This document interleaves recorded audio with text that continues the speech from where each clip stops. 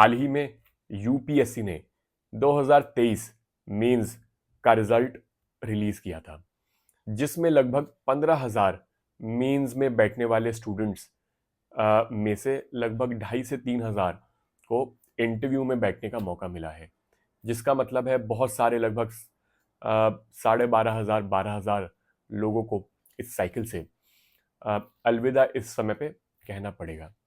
ये समय बहुत दुख का समय है उन सभी लोगों के लिए जिनको इंटरव्यू की कॉल नहीं आई, और मुझे लगता है कि इस बारे में बहुत सारे लोग बात नहीं करते। ज्यादा बात हो जाती है people who win, they get the greatest spoils. हर व्यक्ति उनसे बात करना चाहता है, हर व्यक्ति उनकी मदद करना चाहता है।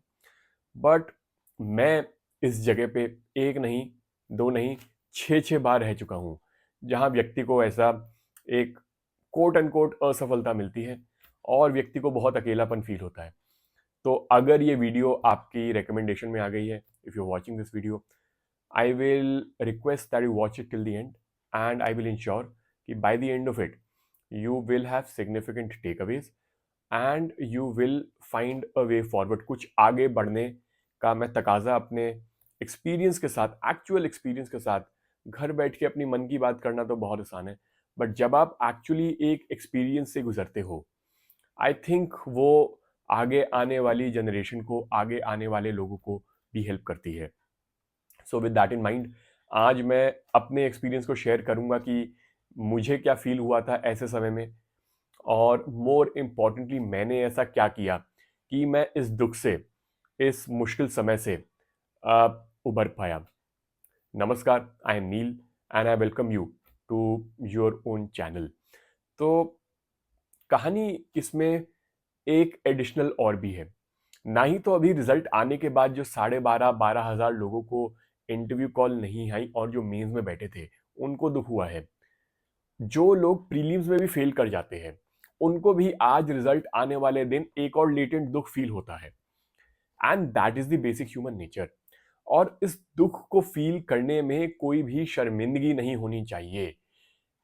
हम इंसान हैं, मशीन्स नहीं हैं। हम इमोशन से ड्रिवन हैं, और जब भी किसी चीज में हम इमोशनली इन्वेस्टेड होते हैं, मेहनत करते हैं, तो वहां सही आउटकम ना आने पे एक मनोस्थिति पे, मनोबल पे कंप्लीट इम्पैक्ट पड़ता है। पहले इस बात की एक्नॉलेजमेंट होनी चाहिए। तो you don't need to get happy immediately. सबसे पहले इस झूठ से भाग जाओ कि I need to start feeling happy right from the word, को कुछ हुआ ही नहीं। जितना ज्यादा भागोगे इस दुख से, ये दुख आगे जाके कभी ना कभी पकड़ेगा।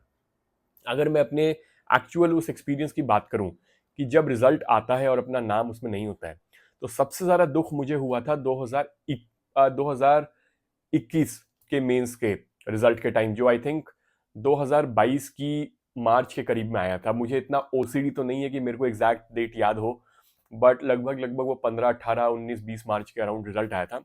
And I was fully expecting to get the interview call. मेरा ऑप्शनल थोड़ा सा टैंक हुआ था, but I knew with my experience की I would have enough marks कि मुझे इंटरव्यू कॉल तो आ जाएगी। सिलेक्शन नहीं होगा लेकिन इंटरव्यू कॉल आएगी। और रिजल्ट जैसे ही डिक्लेयर हुआ, हवा बननी शुरू हुई। 2-3 दिन इनसाइडर गिरी लोगों ने की, और पीडीएफ आई, और मैंने उसमें अपना नाम देखा। कोशिश की अपना रोल नंबर देखने के लिए, पहले रोल नंबर की लिस्ट आती है, और मैंने देखा कि मेरे रोल नंबर के पहले 4 अंक, first 4 digits, that is how you start counting, 0826263, ऐसा कुछ रोल नंबर था। 0826 तक पहुंच गए थे, तब तक रोल नंबर दिख रहे थे, और आखिरी के 2 डिजिट में वो नंबर ही नहीं था। और जब आपको अपना रोल नंबर नहीं मिलता है पीडीएफ के अंदर, तो बहुत अजीबोगरीब फिजियोलॉजी आप फील करते हैं। पेट में एकदम से गुड़ होनी शुरू हो जाती है। उसको पता नहीं क्या ही मैं कहूंगा, इसको कहते हैं गट रेंचिंग। अंग्रेजी में इसके लिए एक वाक्य है, गट रेंचिंग। ऐसा लगता है कि पता नहीं पेट में किसने क्या ऐसा इम्पैक्ट कर दिया है कि दुनिया खत्म हो गई है। सर घूमने लग जाता है, डिजीनेस होने लग जाती है, पैल्पिटेशंस होने लग जाती है, सांस आना कम हो जाता है, तेज तेज सांस लेनी शुरू कर देते हैं, दिल बहुत तेजी तेजी से धड़कने लग जाता है। तो ये सारी चीजें मैंने फर्स्ट हैंड फील की है। और उस समय ऐसा फील करना is completely okay. It is not the end of the world. लेकिन ऐसा फील करना बॉडी का रिएक्शन है, हम इसमें कुछ नहीं कर सकते उस मोमेंट में। उस टाइम पे you just have to let it be, and you have to blame yourself कि मैं ऐसा क्यों फील कर रहा हूँ।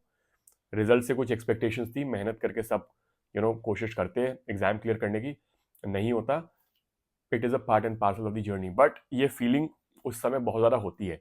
तो पहली बात, in that moment when you feel those emotions, when you see that change in physiology, दिल तेज धड़क रहा है, घबराना नहीं है, समझना है कि ये होगा और अभी ये निकल जाएगा, अभी ये निकल जाएगा, और ज्यादा घबराना नहीं उस चीज से। दूसरी चीज जो सुनने में बिल्कुल अच्छी नहीं लगेगी, लेकिन ये मुझे बोलनी पड़ेगी, किसी ने मुझे नहीं बताई थी, बट मुझे लगता है मुझे बिल्कुल बतानी पड़ेगी, even at the cost of giving you an unpopular opinion, वो ये कि इस समय सक्सेस स्टोरी से दूर हो जाओ कुछ समय के लिए। कुछ समय के लिए, 1 डेढ़ 2 हफ्ते के लिए, जिन जिन लोगों ने एग्जाम क्लियर किया है और जो जो लोगों की ख्यातियां बढ़ रही है कि अरे देखो ये देखो फाइटर ने एग्जाम क्लियर, अभी उनसे दूर हो जाओ सबसे। And some people might call it envy, some people might call it jealousy, I call it human nature. जब अपना एग्जाम नहीं क्लियर हो रहा है, उस समय आप किसी और की खुशी में सम्मिलित होने के लिए राइट सेंड माइंड फ्रेम में नहीं है।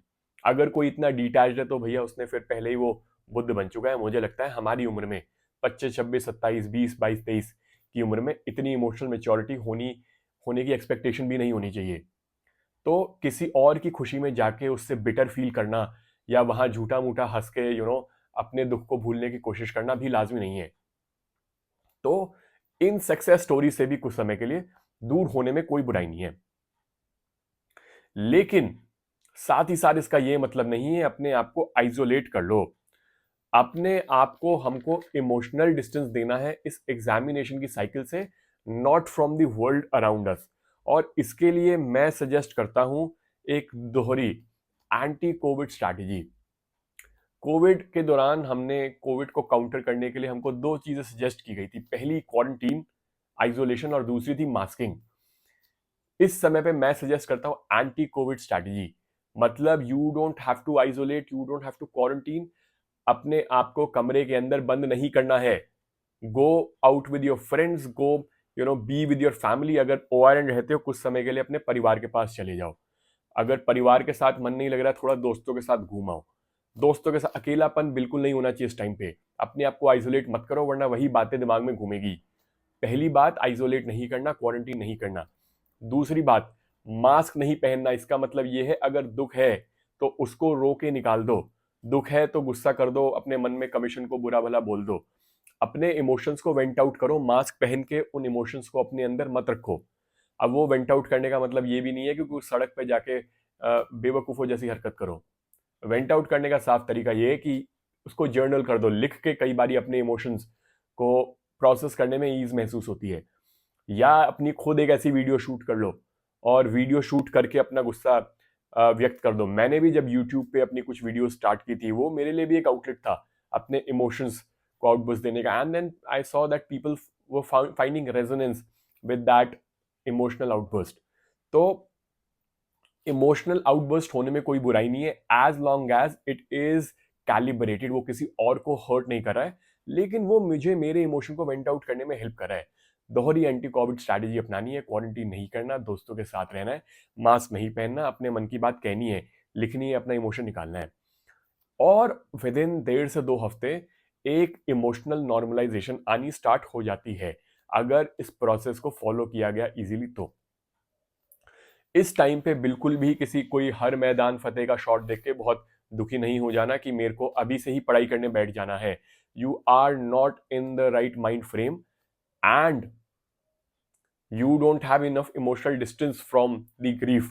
इस टाइम पे थोड़ी सी ग्रीफ होती है, तो उसके लिए क्या सोल्यूशन है? इस एग्जाम में अगला अटेम्प्ट देना है कि नहीं देना है, क्या ऑप्शनल रखना है, किस तरीके से पढ़ाई करनी है, इन सभी डिसीजंस को 2 से 2.5 हफ्ते के लिए पोस्टपोन कर देना बिल्कुल लाजमी है। अगले 15-18 दिन चिल करो, इस एग्जाम की असेंबली से दूर रहो, सक्सेस स्टोरी से दूर रहो, दोस्तों के साथ मजा करो, अपने इमोशंस को बाहर निकालो। और अगर ये सारे प्रोसेस को ठीक से फॉलो किया गया तो 2-2.5 हफ्ते बाद you will start to get in the right mindset. और फिर अपने आप से सवाल पूछो कि क्या am I too tired in this examination assembly. अगर इस एग्जामिनेशन में 3 के करीब अटेम्प्ट हो चुके हैं और अब भी सक्सेस लूट कर रही है, तो मेरे हिसाब से साथ साथ एक फॉल बैक के बारे में सोचने में कोई बुराई नहीं है। अगर एक ऑप्शनल काम नहीं कर रहा है, उसको चेंज करने के बारे में कोई बुराई नहीं है। और अगर ऐसा लगता है कि I can still go out without being a victim. मैं फिर से बैठ सकता हूं और फिर से फेल होने की सक्षमता रखता हूं। तब मैं इस एग्जाम में फिर से बैठने का जिगरा दिखाऊंगा। ये एग्जाम फियर्सली अनसर्टन है। इस एग्जाम में सिर्फ वही व्यक्ति बैठे जिसमें फेल होने का जिगरा हो। गलती से भी मत सोचना कि मैं पहली बार में क्लियर कर लूंगा। If you clear you have my wishes, but unless you have that acceptance towards failure, तो this exam becomes very hard hitting.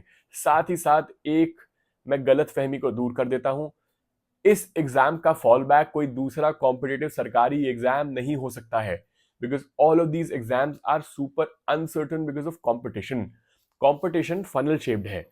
जब 6 लाख लोग इस एग्जाम में बैठ रहे हैं, कम से कम 70-80 हजार डिसेंट लोग, अच्छे लोग प्रीलिम्स में बैठ रहे हैं, जिनमें से 14-15 हजार ही सिलेक्ट होंगे। तो उसमें at times merit also takes a back seat, क्योंकि इतने सारे 70,000 मेरिटोरियस लोगों में 14 ही सिलेक्ट होंगे। तो सिलेक्शन का पैरामीटर सोनली मेरिट नहीं रहने वाला। ऐसे ही मेंस में बैठने वाले 15,000 में से कम से कम 7-8 हजार मजे हुए खिलाड़ी है, और उन 7-8 हजार में से 2.5 से 3,000 लोगों को ही इंटरव्यू की कॉल आएगी। तो अगेन वहां भी कुछ आर्बिट्रीनेस, किस्मत का रोल आएगा। और एक छोटा सा काउंटर पॉइंट मैं और देता हूं अपने उन सभी दोस्तों को, to all of my friends, to all of my brethrens who have unfortunately not been able to get the interview call. Interview call से भी कोई, this is not a be all and all, जिंदगी का अंत नहीं है, बहुत खुशी की बात नहीं इंटरव्यू कॉल आ जानी। इंटरव्यू कॉल आई है लगभग 2.5 से 3,000 को। अब एक बात समझो, 180 लोग आईएएस बनेंगे इस साल, 180 के ऊपर 30-35 आईएफएस बन जाएंगे। उसके बियॉन्ड में भी 40-50-60 ऐसे होंगे जिनकी आईपीएस या IRS first choice, second, third choice होगी, जिसके साथ वो खुश होंगे। मोटी मोटी ये कैलकुलेशन आती है कि सिर्फ लगभग 250 से 300 लोग ऐसे होंगे जो अपनी पसंद की सर्विस के साथ इस साइकिल को एंड करेंगे। जब मई में फाइनल रिजल्ट आएगा, उसमें भी सिर्फ 250-300 लोगों को फाइनल निर्वाणा मिलेगा। बाकी के बचे हुए 2,200 लोग फिर से साइकिल में घुसेंगे। तो अगर दिल टूटना ही था तो अभी दिल टूट गया, वो बेहतर है, क्योंकि अभी you have also have enough time to prepare well for the next attempt, अगर अटेम्प्ट देना है तो। अब इतना इमोशनल डिस्टेंस भी है कि प्रीलिम से 6 महीना बचा हुआ है। ये डिसीजन भी ले सकते हैं कि एग्जाम फिर से देना भी है कि नहीं देना है, rather than being in that position की जस्ट कट ऑफ पे एग्जाम क्लियर हो गया हो और फिर इंटरव्यू में कुछ भी स्कोर कर लो, एग्जाम तो क्लियर होगा ही नहीं। तब वो एक अलग लेवल का दुख है, मैं वहां भी रह चुका हूं, तो हर तरीके के दुख मैं झेल चुका हूं इस एग्जाम में। इसलिए अपने एक्सपीरियंस से बता रहा हूं कि अमौर फाती, जो हो गया किस्मत में, जो मिल रहा है उसमें खुशी खुशी मजा करो उसके साथ। अपनी जिंदगी का जो पीस ऑफ माइंड है वो किसी भी एग्जाम के रिजल्ट के बिया बसर मत रखो। Of course easier said and done, but जब तक मेरे जैसा कोई व्यक्ति 10 बार ये बात बोलेगा नहीं, तब तक ये बात समझ में आएगी भी नहीं। पूरी बात को मैं फिर से फाइनली रीआइटरेट कर लेता हूं, this exam is not a be all and all. हो गया, देखो बुरा तो लगता है, ग्रीविंग पीरियड है, सक्सेस स्टोरी से दूर रहो, एंटी कोविड स्ट्रैटेजी अपनाओ, आइसोलेट मत करो, अपने मन का गुबार निकालो, उसमें कोई बुराई नहीं है। प्लान करो आगे का क्या करना है। 14-15 दिन के बाद एग्जामिनेशन असेंबली से थोड़ा सा स्टेप बैक लो। और ऐसा भी नहीं है कि इंटरव्यू कॉल आके सब खुश होने वाले हैं। अभी जितने 2200-2500 लोग बहुत जश्न मनाएंगे, 2200-2100 बाद में फिर से दुखी होने वाले हैं। ये रियलिटी है, जिंदगी की रियलिटी है। ये हर साल होता है, पहली बार नहीं हो रहा इस साल। तो बाय एंड लार्ज मेरा ये टेक है। आज के इस सेशन में मेरा कोई मन नहीं है अपने बारे में ज्यादा बात करने का और किसी इनिशिएटिव के बारे में बात करने का। तो मोर और less I think that is all I wanted to convey. अगर इसके बावजूद कोई सवाल हो तो नीचे कमेंट सेक्शन में पूछ लेना। मैं एक टेलीग्राम का ग्रुप चलाता हूँ, उसका लिंक डाल दूंगा, उसमें जाके सवाल पूछ सकते हो। नहीं जाना टेलीग्राम पे, बिल्कुल मत जाओ, मुझे कोई फर्क नहीं पड़ता है। अगर ये वीडियो आ गई है, अच्छी लगी है, तो 10 लोगों को और दिखा सकते हो, जिनका दिल टूटा हो, ना टूटा हो, जिनको उससे फायदा मिला हो। नहीं दिखानी है और खुद को सीख लिया, वो भी मेरे लिए बहुत है, कोई दिक्कत की बात नहीं है।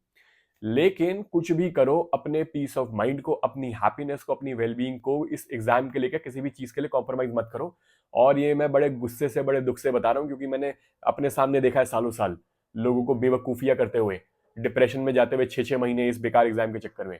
और बेकार इसलिए कह रहा हूं मैं, साफ साफ सी बात है, बेकार इसलिए कह रहा हूं क्योंकि जो भी एग्जाम किसी की मानसिक अवस्था के साथ खेले, वो किसी की जिंदगी से बड़ा नहीं हो सकता। एग्जाम बहुत बढ़िया है, पोस्ट बहुत बढ़िया मिल रही है, लेकिन इस एग्जाम को, किसी भी एग्जाम को अपने सर पे चढ़ा के अपनी जिंदगी से ऊपर मत बनाओ। सिर्फ मेरी ये रिक्वेस्ट है। On that request I just wish you the best. कोई भी सवाल हो पूछ लेना, बाकी मजा करो, एंजॉय करो। Hopefully I will see you soon. Take care, stay blessed, bye.